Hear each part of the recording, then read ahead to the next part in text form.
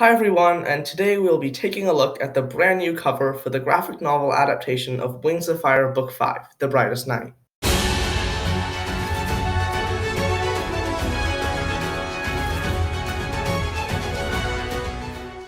So, a few days back, the official cover for The Brightest Night's graphic novel adaptation was revealed, and let me just say that I have quite a few things to say about this cover.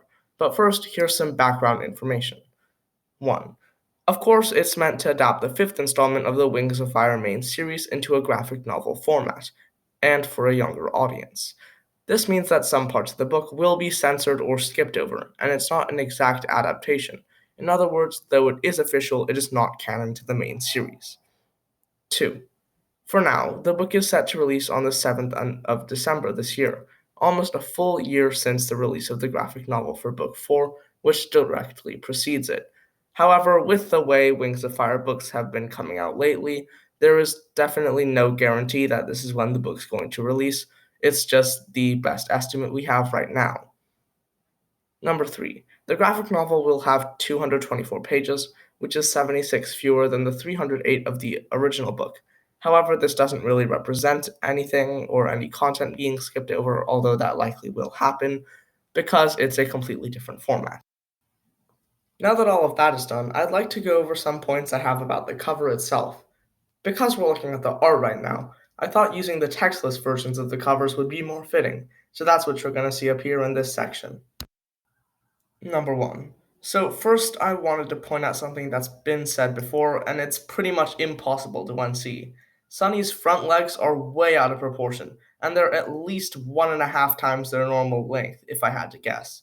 They're also way too thin, and I think that the same issues apply to her hind legs, but that isn't so bad because they're less noticeable being in the back. Her tail is also a bit longer than it should be. Of course, this is because they wanted her to be on the sand dune, but also have the viewer still be able to see her entire body and for her to be in the center. But I think the perspective looks really weird and it really didn't turn out the way it was intended. Number 2.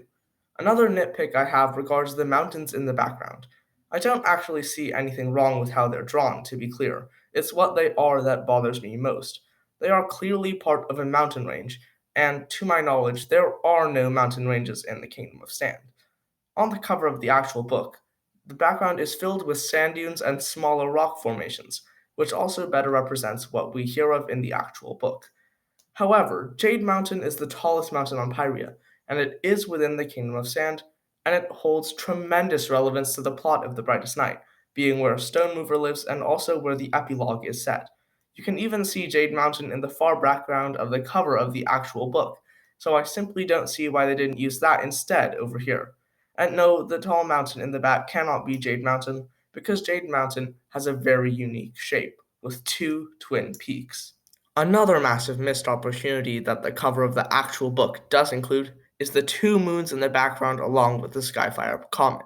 While I do definitely prefer the way the Skyfire comet is drawn on the graphic novel cover in contrast to how it was just another moon on the normal book cover, I feel like the sky of the graphic novel version just looks empty.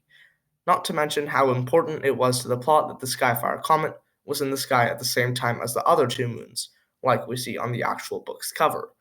This isn't as big of an issue as the other two for sure, but I still simply don't understand why it wasn't done, since I feel like it could have added so much more to the cover. So that's pretty much it for everything I want to say.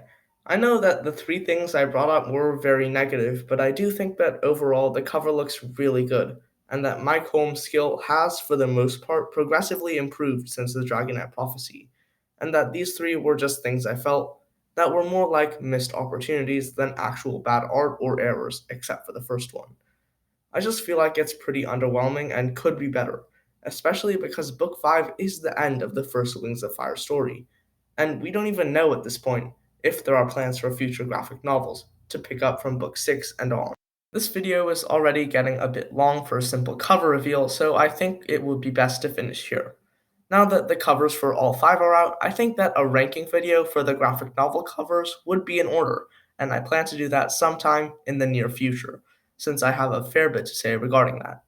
Please leave a like if you enjoyed this video and comment with your thoughts, ideas, and anything else you'd like to say. Don't forget to subscribe because we're almost at 200 and it would mean a ton to me to actually get there. Remember that every dragon has a story, and I'll see you in the next one.